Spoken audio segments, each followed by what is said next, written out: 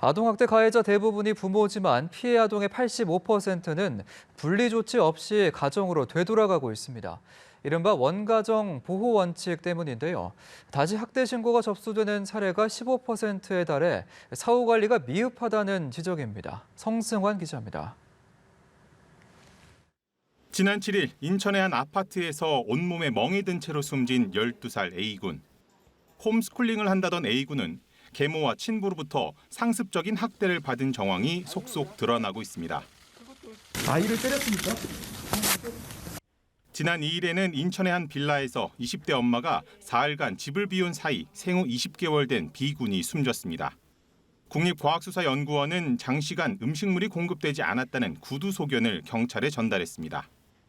보건복지부에 따르면 2001년 기준 아동학대 의심 사례는 37,605건으로 4년 전 22,000여 건에 비해 68% 이상 급증했습니다. 아동학대에 대한 사회적 경각심이 높아지면서 신고가 크게 늘었기 때문입니다. 학대 행위자는 부모인 경우가 84%로 가장 많았고 친인척 4% 등 순이었습니다. 학대 장소 역시 가정 내가 86%로 대부분을 차지했습니다. 하지만 학대 피해 사례 가운데 85%의 아동이 분리 조치 없이 가정으로 다시 돌아가고 있습니다. 친족이나 시설 등에 보호된 사례는 14.5%에 그쳤습니다. 아동이 태어난 가정에서 성장할 수 있도록 지원해야 한다는 이른바 원가정 보호 원칙이 유지되고 있기 때문입니다. 문제는 학대가 벌어진 상황에 대한 개선 없이 원가정 보호 원칙을 강조할 경우 또다시 학대가 발생할 가능성이 크다는 점입니다.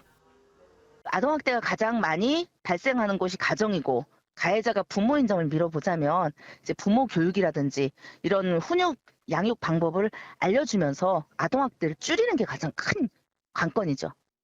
실제 아동학대로 판단된 사례 가운데 2001년에 다시 신고가 접수된 사례가 5,517건으로 전체 아동학대의 15%에 이르고 있습니다. 전문가들은 가정 양육에 대한 현장 조사 등 국가 차원의 촘촘한 관리가 이루어져야 한다고 조언하고 있습니다. 연합뉴스 TV 성수환입니다.